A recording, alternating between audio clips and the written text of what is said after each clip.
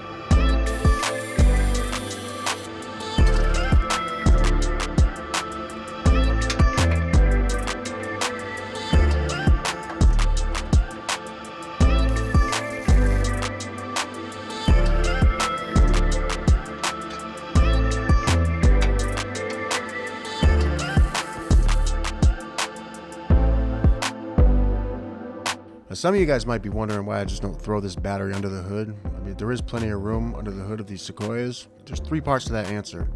One, I wanted my inverter in the back, and I didn't want to have to run thick gauge wires all the way from under the hood to the back of the truck. 2, I have plans for under the hood that I'm not done figuring out yet, but I have something cool planned for that spot. And 3, I'd never seen it done and I wanted to try it. My inverter's back there, my ARB twin is back there, my fridge is back there, my DC to DC charger, my solar charge controller. Everything that has to do with 12-volt electricity in this truck is in the back. So this keeps all my wire runs really short. So the starter battery and the house battery are on 2 completely different systems. I may have approached this differently if I was someone that did many deep water crossings, but even now, the battery's waterproof, the connections are waterproof. I have faith that this thing can go underwater and be just fine. I guess we'll just have to find out.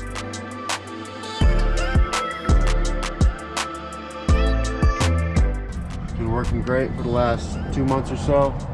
It was a little tight up here.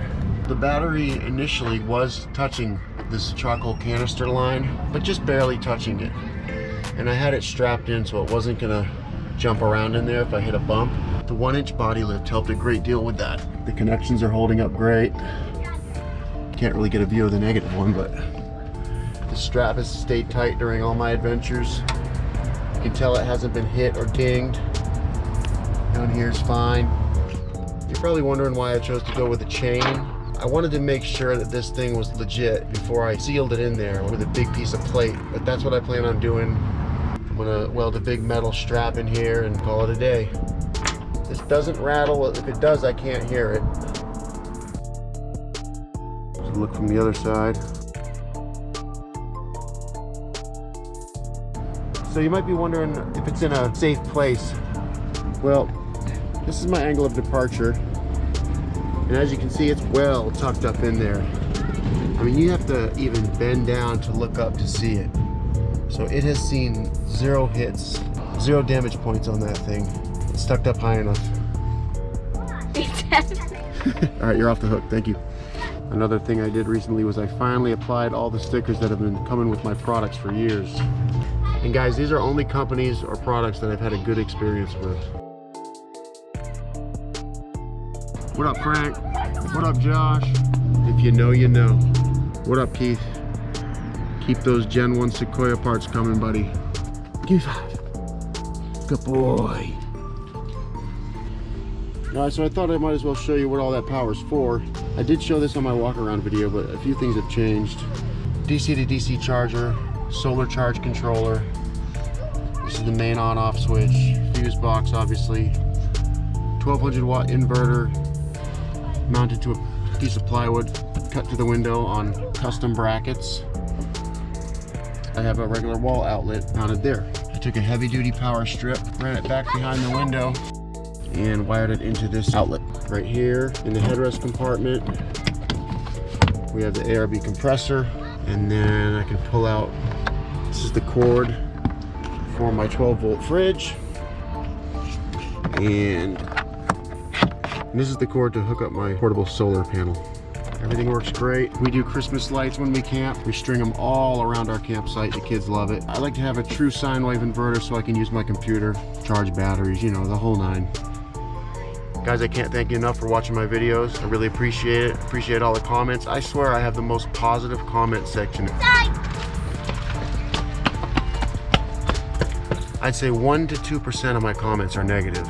Keep asking those questions. If I know the answer and you can't easily Google the answer, I'll answer. I'm not a professional. I shouldn't say I'll answer. I should say I'll share my experience. Thanks for watching. Peace.